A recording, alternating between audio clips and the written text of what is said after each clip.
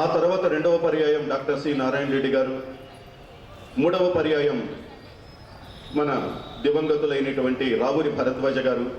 వీరికి జ్ఞానపీఠ పురస్కారాలను కేంద్ర ప్రభుత్వం అందజేయడం జరిగింది.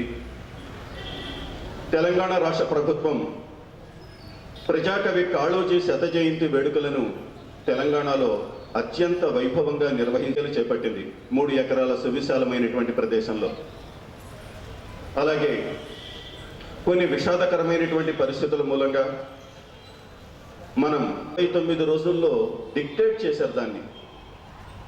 రామాయణ కల్పవృక్షం విశ్వనాథ వారు సృష్టించినటువంటి కావ్యాలలో రామాయణ కల్పవృక్షానికి విశేషమైనటువంటి ప్రాధాన్యత ఉన్నది.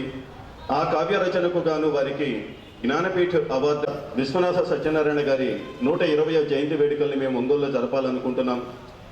వారి సాహిత్యం గురించి మీరు మీ ఉపన్యాసం అందించాలండి అని వారిని ప్రార్థించినప్పుడు వారు అలాగే నేను చెప్పినని అంగీకరించారు. ఆ మేరకు ఈరోజు మనం ఈ కార్యక్రమాన్ని ఇక్కడ ఏర్పాటు చేసుకుంటున్నాం.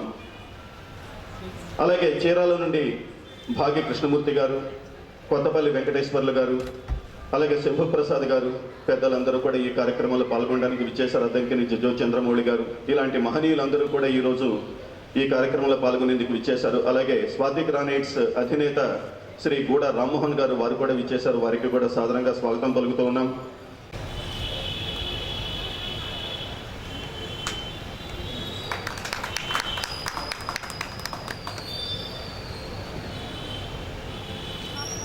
అలాగే ప్రముఖ స్వాతంత్ర సమరయోధులు సిఎస్ఆర్ శర్మ కళాశాల secretary and correspondent Shri కరవది Venkateswarlu గారిని వేదిక మీదకు విచ్చేసి తమ స్థానాన్ని అలంకరించవలసిందిగా సాదరంగా ఆహ్వానిస్తున్నాం.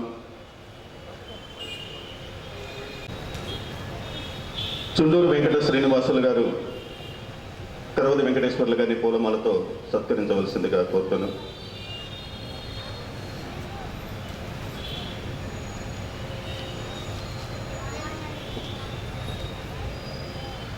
ప్రముఖ ఆగమ పండితులు, రంగస్థల కళాకారులు డాక్టర్ పరాంకుశం కేశవాచార్యులు గారిని వేదిక మీదకు విచ్చేసి తమ స్థానాన్ని అలంకరించవలసిందిగా సవినయంగా ఆహ్వానిస్తున్నాం. వారికి మద్దాళి మాధవరావు గారు పూలమాలతో సత్కరిస్తారు వారిని.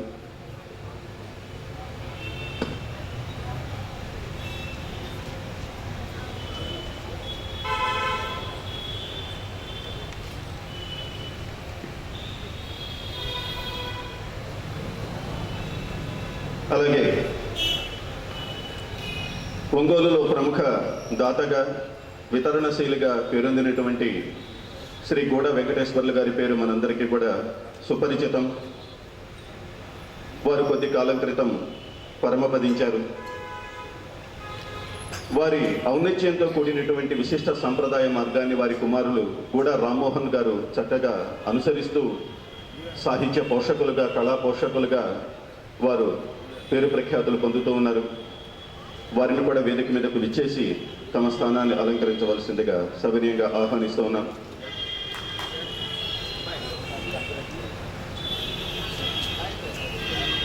నాదెండ్ల జ్వాల ఉమామహేశ్వర శర్మ గారు గూడ రామ్మోహన్ గారిని పూలమాలతో సత్కరిస్తారు.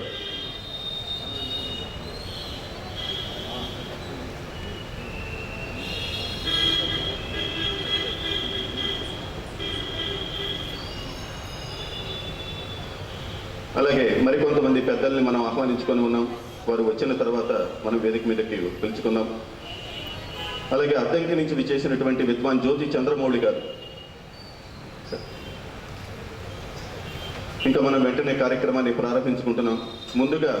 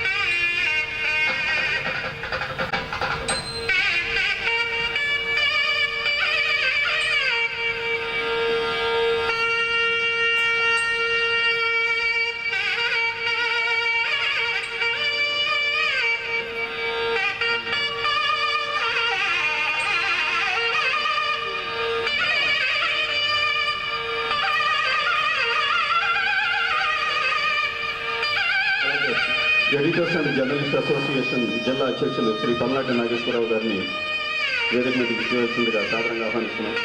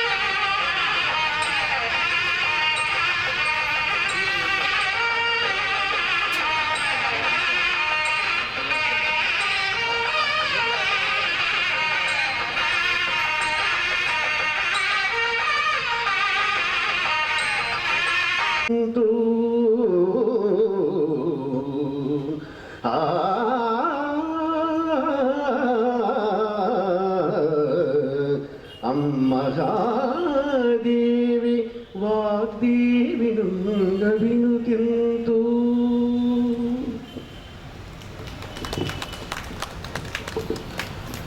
శ్రీ భాగి కృష్ణమూర్తి గారికి కృతజ్ఞతలు. విశ్వనాథ సత్యనారాయణ గారి వ్యక్తిత్వం, వారి సాహిత్యం, ఇలాంటి అంశాలపై మనకు చక్కటి విషయాలు తెలియచెప్పేందుకు మనందరి ఆహ్వానంపై మహాసహస్రావధాని డాక్టర్ గరికపాటి నరసింహారావు గారు విచ్చేశారు. వారిని తమ ప్రసంగం ప్రారంభించవలసిందిగా సవినయంగా ప్రార్థిస్తూ ఉన్నాను.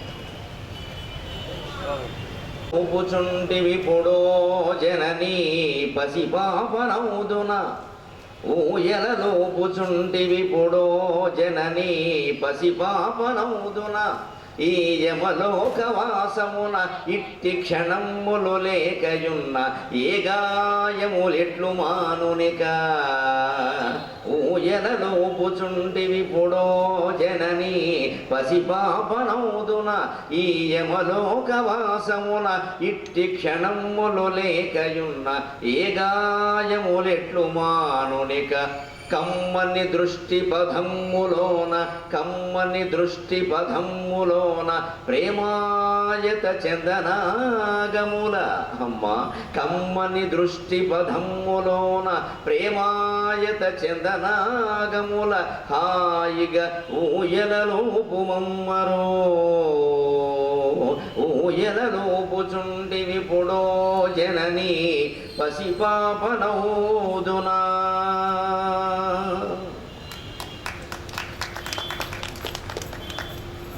జీవితం ఆందోళనాభరితమైంది అని మనం ఆధునిక కాలంలో అనుకుంటూ ఉంటాం. నిజానికి ఆందోళన అంటే సంస్కృతంలో ఊయల, ఆందోళిక అంటారు, అంటే ఊయల. ఇందులో ఆందోళన చెందవలసింది ఏం లేదు, అది ఊయల అని అర్థమైంది. ఊయల ఇటు వస్తుంది, మళ్ళీ అటు పెడుతుంది, దాని లక్షణం అది. అంచేత ఊయల ఎక్కినప్పుడే మనం ఊగడానికి సిద్ధంగా ఉండాలి. ఊగడం నాకు పడదు అంటే అరుగు మీద కూర్చోవాలి, అది ఊగదు, మన ఊపదు. జీవితం అరుగు కాదు, అది ఊయల. జీవితంలో ప్రవేశించినప్పుడే మనం ఊగడానికి సిద్ధంగా ఉండాలి. ముందుకు వెళ్ళినా వెనక్కి వచ్చినా కాస్త కడుపులో తిప్పినట్టయినా ఇది ఊయల, ఇది ఊపుతుంది. ఇందులో ఆనందం ఉండబట్టే నేను ఊయల మీద కూర్చున్నా, ఈ ఆనందం నాకు అక్కర్లేదనుకుంటే అరుగు మీదే కూర్చునేవాడిని అని సిద్ధపడితే ఆందోళన ఉండదు. ఆందోళనకి అర్థం తెలియక ఆందోళనతో బాధపడుతున్నాము. ఆందోళనం అంటే ఓగడం అని అర్థం. డోలాయం చెల్ల డోలాయం చెల్ల డోలాయం చెల్ల అని కీర్తనలు కూడా ఉన్నాయి, సుబ్బలక్ష్మి గారి పాట. ఉయ్యాలోగవయ్య ఉయ్యాలోగవయ్య ఉయ్యాలోగవయ్య. జీవితాన్ని ఊయలగా అర్థం చేసుకుంటే ఊగడానికి సిద్ధంగా ఉంటాం. జీవితం ఎప్పుడు సంఘటనల సమాహారం కాదు మిత్రమా. ఆ సంఘటనలకు నువ్వు ఎలా స్పందించావనేది జీవితం. కేవలం సంఘటనల సమాహారం కాదు జీవితం.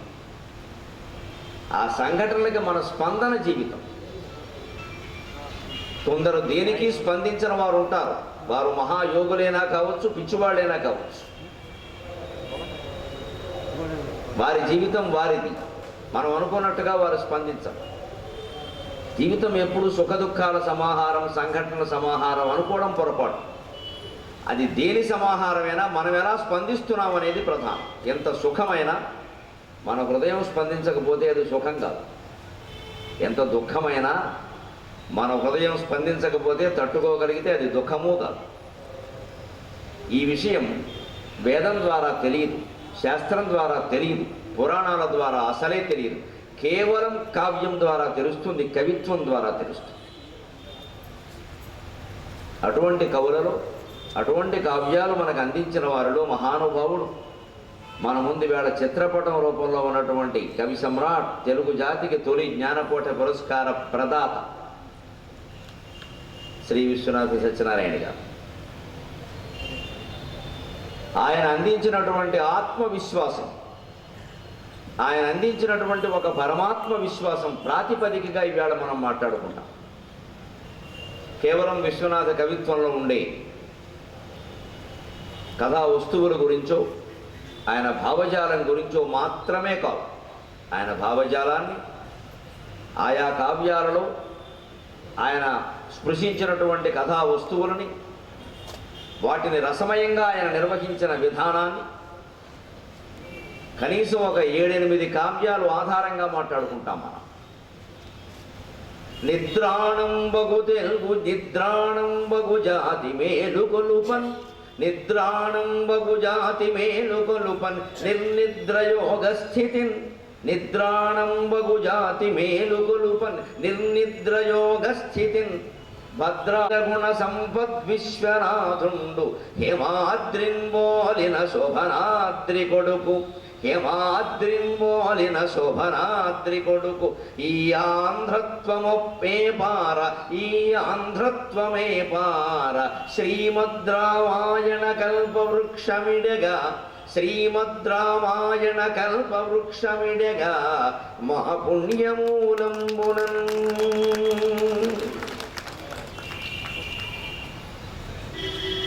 యుగానికి ఒక్కడు పుడతాడు విశ్వనాథ వంటి వాడు. ఆయనలో ఒక వశిష్ఠ మహర్షి ఉన్నాడు, ఆయనలో ఒక వాల్మీకి ఉన్నాడు, ఆయనలో ఒక నన్నయ్య ఉన్నాడు, ఆయనలో ఒక వివేకానందుడు కూడా ఉన్నాడు. ఈ ధార్మిక తేజాల రసమయమైనటువంటి ఓజో గుణాల సమాకారం విశ్వనాథ్. కేవలం కవి కాదు ఆయన, కేవలం దార్శనికుడు కాదు. ఎందుకు వెళ్ళిపోతుందో తెలుసా? ఆచారాలు, సంప్రదాయాలు, పూజలు, పురస్కారాలు, మన జీవన విధానం ఇవన్నీ ఎందుకు ఏర్పడినాయో తాత్వికంగా ఆలోచించడం మానేసి కేవలం మొక్కుబడిగా చేసినప్పుడు జాతి నిద్రలోకి వెళ్ళిపోతుంది. విశ్వనాథ కాలంలోనూ అదే జరిగింది. సుమారు 100 ఏళ్ల తర్వాత మళ్ళీ ఇప్పుడు అదే జరుగుతుంది. మనం జాగ్రత్త పడాల్సిన విషయం. మొక్కుబడి పూజలు, మొక్కుబడి యాత్రలు, మొక్కుబడి జీవన విధానాలు బాగా పెరిగాయి. ఒక రసమయమైనటువంటి హిందూ జీవన విధానం, భారతీయ జీవన విధానం ఇవాళ కేవలం కొన్ని నమ్మకాల పాలబడింది. వీటిలో మళ్ళీ అనేక భయాలు, అనేక అపోహలు. ఉప్పు చూచి భయము, ఊరగాయ భయము, తీపి తినగ భయము, దిష్టి భయము. ఇన్ని భయాలు. తెల్లారి లేచి భయాన్ని పోగొడతాయేమో అని ఆధ్యాత్మికమైన ఛానల్ ఏదైనా పెడితే నీది ఆశ్లేష నక్షత్రం, ఇవాళ నీకు 5 అంకె మంచిది, 6 మంచిది కాదు, నువ్వు ఇంట్లో ఉండు, నువ్వు బయటికి వెళ్ళకు, నువ్వు ఎర్రచీర కట్టు, నువ్వు నల్లచీర కట్టు, చంపేస్తాడు పట్టుకొని. ఇప్పుడు ఇళ్ళకి బయటికి వెళ్ళాలో తెలియదు, ఉండాలో తెలియదు. అసలు ఏదైనా చీర కట్టుకోవాలో లేదా నైటీతోనే కూర్చోవాలో తెలియదు. ఇది మనకు ఆధ్యాత్మికత పేరు మీద నేర్పుతున్న అజ్ఞానం. ఇక మీ పిల్లలు అల్లరి చేస్తున్నారు, అష్టముఖి రుద్రాక్ష వేసి, చదువు రావట్లేదు సప్తముఖి వేసి, దీనికి ఏమీ లెక్క, అష్టమి అల్లరి, చదువు సప్తమి లెక్క, యతి ప్రసాదాలు ఇస్తే చెప్పచ్చు. ఈ పిచ్చి నమ్మకాలన్నీ పెరిగిపోతే జాతి నిద్రాణం అయిపోతుంది. ఆ నిద్రాణమైన జాతిని మేలుకొల్పడానికి ఒక్కొక్క యుగంలో ఒక్కొక్క మహానుభావుడు పుడతాడు. భారత జాతి ఎప్పుడూ నిద్రాణంగా ఉండడానికి వీల్లేదు. ఇది ప్రపంచం మొత్తానికి గరిమ నాభి. ఇక్కడ చైతన్యమే ప్రపంచమంతా విస్తరిస్తుంది. అందుకని దీన్ని నిద్రపోనివ్వకుండా ఒక కవిగానో, ఒక సైనికుడుగానో, ఒక వీరుడుగానో, ఒక దార్శనికుడుగానో ఎవరో ఒకరు పుట్టి అవతార పురుషుడై ఈ ప్రపంచాన్ని శాసిస్తాడు. అలా 20వ శతాబ్దాన్ని తన సంప్రదాయ కవిత్వంతో శాసించిన వాడు విశ్వనాథ. ఒక మహత్తరమైన వటవృక్షం విశ్వనాథ. ఓపిక సేవలు చేస్తున్నాడు. కవంటే చిన్నపిల్లాడండి, చిన్నపిల్లాడికి చేయవా అనేది. కవంటే చిన్నపిల్లాడు నిజమే. కవంటే స్త్రీ, కవంటే పసిపాప. కవికి రాజకీయాలు తెలియవు, నిష్కల్మషంగా మాట్లాడడం తప్ప. కవంటే పసిపాప. ఆవిడ అలాగే ఆయన అభిరుచులకు అనుగుణంగా మెలిగింది ఆవిడ. ఆ రోజుల్లో స్త్రీలు అందరూ అంతే, ఆవిడ మరీను. కాబట్టి ఆయన 200 గ్రంథాలు రాయగలిగాడు. విశ్వనాథ చిన్న పెద్ద లఘు కావ్యాలు, పెద్ద కావ్యాలు, శ్రవ్య కావ్యాలు, దృశ్య కావ్యాలు, వచన కావ్యాలు, పద్య కావ్యాలు, తెలుగు కావ్యాలు, సంస్కృత కావ్యాలు అన్నీ కలిపి ఆయన రచనలు